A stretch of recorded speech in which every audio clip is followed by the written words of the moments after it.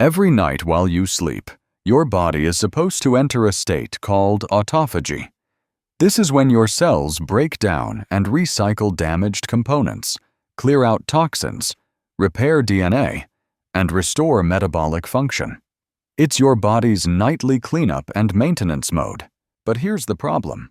Autophagy only activates after your body finishes digesting food and enters a true fasted state, which typically takes 10 to 12 hours from your last meal. If you eat dinner at 8 p.m. and breakfast at 7 a.m., that's only 11 hours. If you snack at 9 or 10 p.m., you're down to 9 or 10 hours. You never reach deep autophagy. Your body needs time without food to repair itself, and eating after 7 p.m. steals that time. Today, I'm going to show you how to reclaim it. But first, if you want to learn more, like this video and make sure to subscribe for more. By the end of this video, you'll understand exactly why meal timing matters more than diet after 60, and you'll learn the specific eating window that research shows extends lifespan, improves metabolic health, and activates your body's natural repair systems. This isn't about what you eat, it's about when you stop eating. Before we begin, this video discusses eating patterns and fasting windows, not medical advice.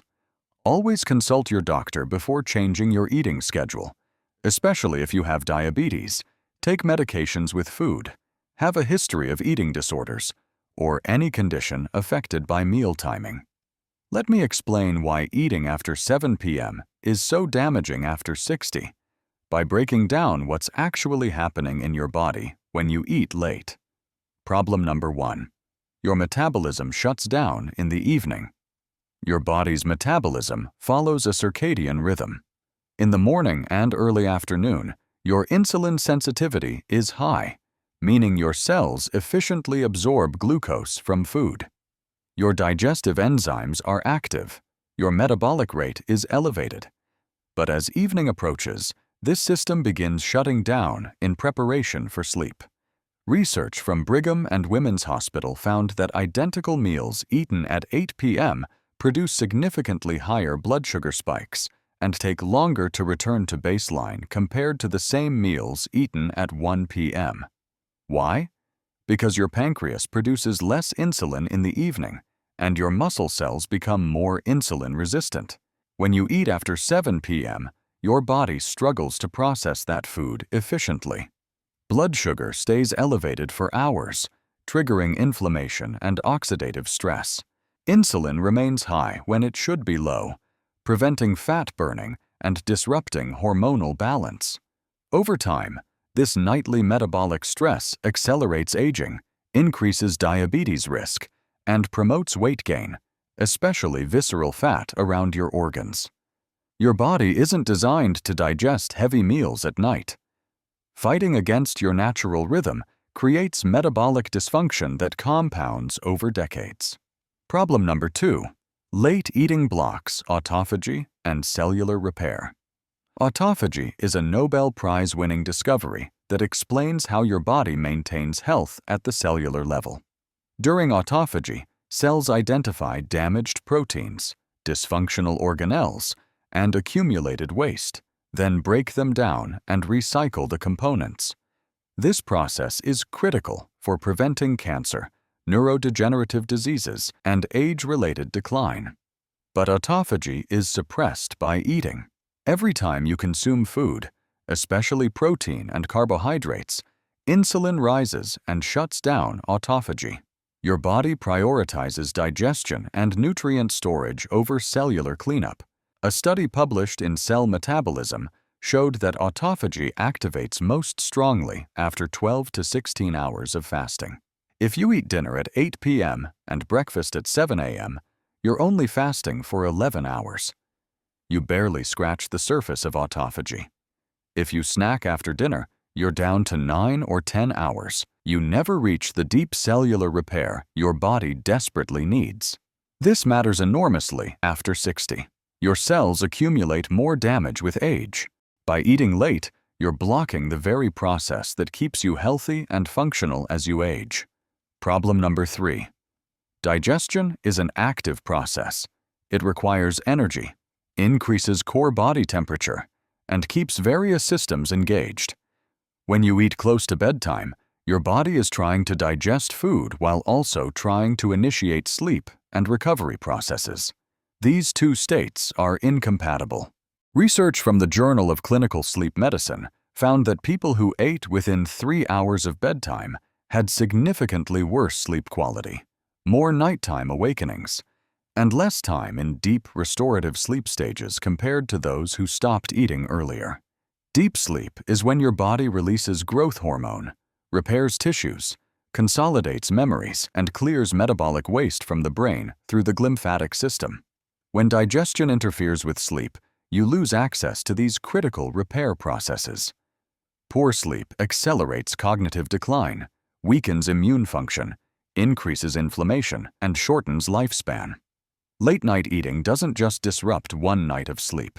It creates a chronic pattern of insufficient recovery that ages you faster. Problem number 4. Nighttime eating increases acid reflux and digestive stress. After 60, your digestive system naturally weakens. Stomach acid production decreases. The lower esophageal sphincter, which prevents stomach contents from flowing back into your esophagus, becomes less effective. Digestive motility slows down. When you lie down shortly after eating, especially after a late meal, gravity no longer helps keep food in your stomach. Acid and partially digested food can reflux into your esophagus, causing heartburn, inflammation, and over time, damage to the esophageal lining. A study in the American Journal of Gastroenterology found that people who ate dinner within 3 hours of bedtime had significantly higher rates of gastroesophageal reflux disease, Barrett's esophagus, and esophageal cancer compared to those who maintained a longer gap between eating and lying down. Chronic reflux isn't just uncomfortable. It disrupts sleep, damages tissue, and creates inflammatory conditions that promote disease. Simply moving your last meal earlier eliminates this problem entirely. Problem number 5. Late eating disrupts hunger hormones and creates weight gain. Your hunger hormones, ghrelin and leptin, are tightly regulated by your circadian rhythm. Ghrelin signals hunger and should be low at night. Leptin signals fullness and should be high, helping you feel satisfied and stay asleep without waking hungry. But when you eat late, you disrupt this hormonal rhythm. A study from Northwestern University found that people who ate most of their calories after 7 p.m. had dysregulated hunger hormones, leading to increased appetite, late-night cravings, and progressive weight gain, particularly dangerous visceral fat. This creates a vicious cycle. Late eating disrupts hormones, which increases hunger at night, which leads to more late eating. Over time, your body's ability to regulate appetite and weight becomes severely compromised. After 60, maintaining healthy weight and avoiding visceral fat is critical for longevity. Late-night eating works directly against this goal by creating hormonal chaos. So what's the solution? Here's the specific eating window research shows optimizes metabolism, activates autophagy, and extends lifespan. The optimal eating window, 8 a.m. to 7 p.m., or 12 hours maximum. This gives you a 12-hour eating window and a 12-hour fasting window. It's sustainable, socially flexible, and backed by extensive research. A landmark study from the Salk Institute found that restricting eating to a 10 to 12-hour window, even without changing food choices, improved metabolic markers, reduced inflammation, and extended lifespan in both animals and humans. Here's how to implement this starting today. Step 1. Set your last mealtime at 7 p.m. or earlier. This becomes non-negotiable. Dinner ends by 7 p.m. No snacks afterward. No exceptions. If you need to eat earlier due to your schedule, that's fine. The key is stopping by 7 p.m. at the latest. Step 2. Aim for breakfast between 7 a.m. and 9 a.m. This creates a 12 to 14-hour overnight fast, giving your body ample time for autophagy and cellular repair. If you're not hungry first thing in the morning, that's fine. Wait until you are, but try to eat within the first 2 hours of waking to align with your circadian rhythm. Step 3. Front-load your calories. Eat a substantial breakfast and lunch. Make dinner your smallest meal. Research shows that eating more calories earlier in the day, when metabolism is highest, leads to better blood sugar control, more fat burning, and improved overall health compared to eating large dinners. Step 4. If you get hungry after 7 p.m., drink water, herbal tea, or sparkling water. True hunger usually passes within 15 to 20 minutes. Most late-night eating is habitual or emotional, not physiological need. Breaking the habit takes about 2 weeks, then it becomes natural. Step 5. Be consistent, even on weekends. Your circadian rhythm doesn't take days off. Consistency is what creates lasting metabolic and hormonal improvements. Within 2 weeks of following this eating window, most people notice better sleep, more stable energy, reduced digestive discomfort, and easier weight management. Within 8 to 12 weeks, metabolic markers like fasting blood sugar, insulin sensitivity, and inflammatory markers show measurable improvement. This isn't a diet. It's alignment with your body's natural rhythm. You're not restricting what you eat or counting calories.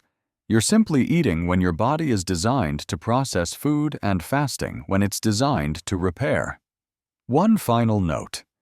If you currently take medications that require food at specific times, or if you have medical conditions like diabetes that require careful meal timing, work with your doctor to adjust your eating window safely. The principle still applies, but implementation may need customization. Your metabolism after 60 is fragile. Late-night eating damages it every single day. But shifting your eating window is simple, free, and more powerful than most medications for metabolic health and longevity. If you're going to stop eating by 7 p.m. starting tonight, leave a comment and tell me. And if this video helped you understand why meal timing matters more than diet, share it with someone who's been struggling with weight, sleep, or metabolic issues despite eating healthy foods. And don't forget to subscribe, because it will help our community to grow. One of the strongest things about a person is not discipline, which is something that should be encouraged. It's the willingness to align with a person's body's natural design, which is something that is important for overall health and well-being.